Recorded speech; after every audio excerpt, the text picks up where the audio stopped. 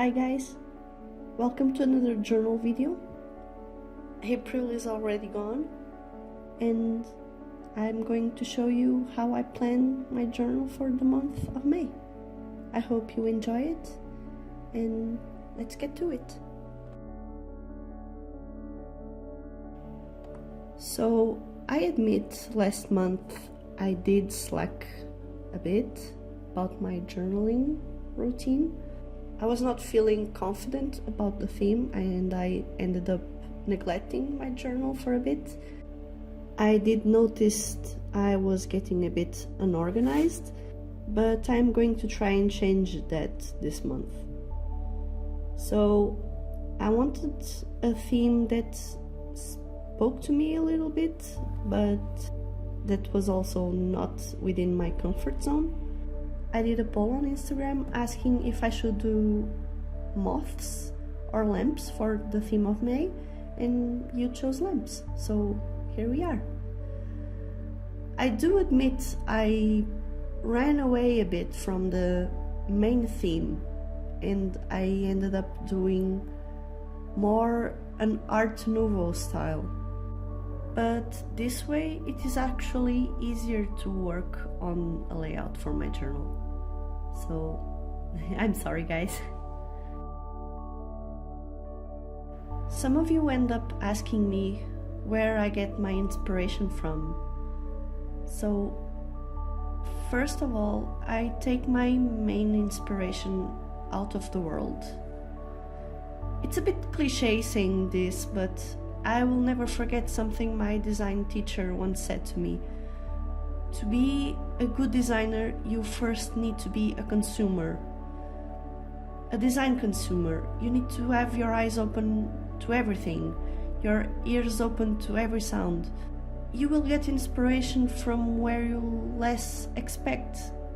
And experiences are really an important thing when it comes to inspiration for doing art. At least I think it is. Then, after I get my main inspiration, I end up searching on Pinterest or Instagram for things about that theme. I am going to give you my example on how I ended up doing this theme. I was playing this game called Hollow Knight, and the game really has an interesting environment design.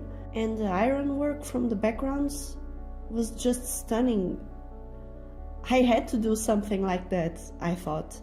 And then I started researching on Pinterest, on Instagram, some Art Nouveau references about ironwork, and then I started sketching my own designs. And I ended up doing the lamps and the ironwork as I did. I painted the cover green for layout reasons. I like to have some color on my pages. Not much, but at least one.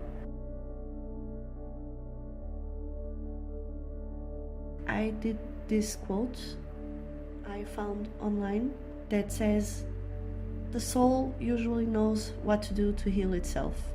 The challenge is to silence the mind." In this generation, we struggle a lot with anxiety and depression, and I usually say that the mind can be our best friend or our worst enemy. We need to exercise the mind to experience positive stuff. Otherwise, you'll just end up overthinking things, and it will be bad for your mental health. So, I hope you guys out there are okay, and please don't forget to smile. I also wrote down the birthstone of May, and I'm going to do so on the next months, and I'm going to write down what they represent, since I like crystals so much. I am also going to start doing some collage of my own pictures. It will inspire me to take more pictures outside and look forward to get them on my journal. And it will be nice to see them on the future.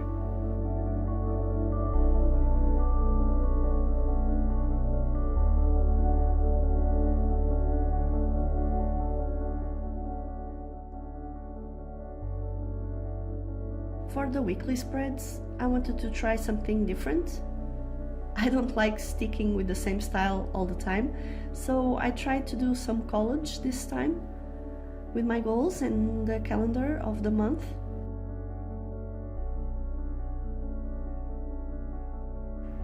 And then I did the days in a rustic way.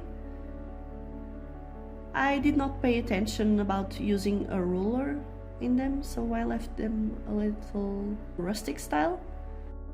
One of the main reasons I was slacking so much on last month was because I was trying so hard to make my journal look perfect, and I used the ruler all the time, and I failed so much, and that got me really unmotivated to keep going. It just went downhill from there. I get so unorganized. I need to get back on track, but I didn't want to repeat the same mistakes as last month, so I just went with the flow, you know. I think it's my main advice if you want to start journaling. Don't worry if you don't get it perfect. Hey, it's your journal, you're going to make mistakes, but don't worry, you're learning and you're going to do better in the future.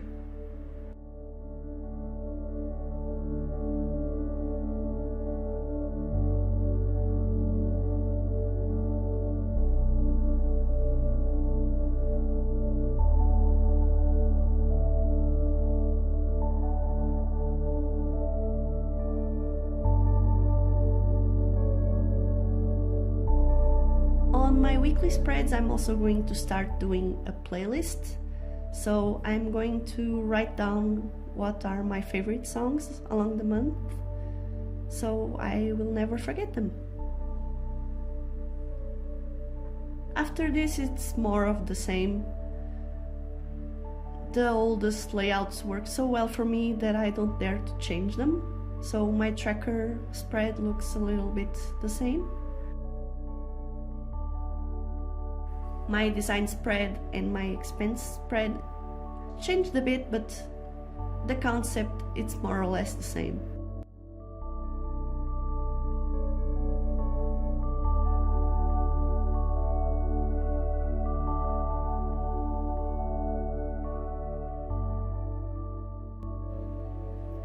On my brain dump spread, I wanted to do something different this time.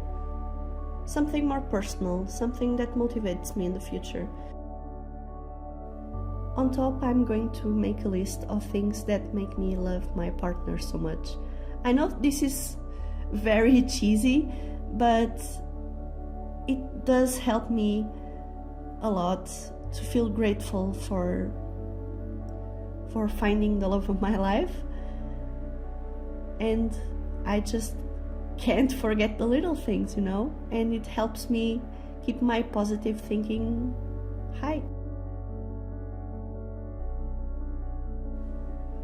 Also, I'm going to write down a list of things that makes my day perfect. Tiny little things that usually don't get noticed, but that really make me happy. So when I come back and read them, I can smile and feel happier.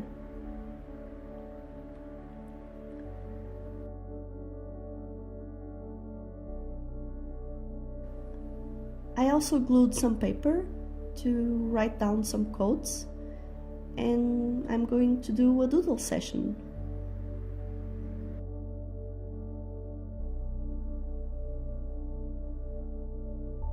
I am also saving space for the tarot card I'm going to get this month.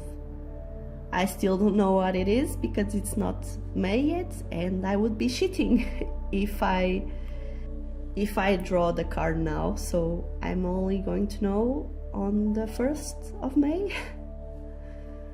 I know I said before I don't really believe that stuff, but the cards have a really nice message if you pay attention to it. So that's it. I hope you guys enjoyed. Please let me know if you recreate these pages any way possible. You can follow me on my social media and tag me there. Subscribe if you want to see more videos, and see you guys next time. I hope you have a wonderful month, and bye bye.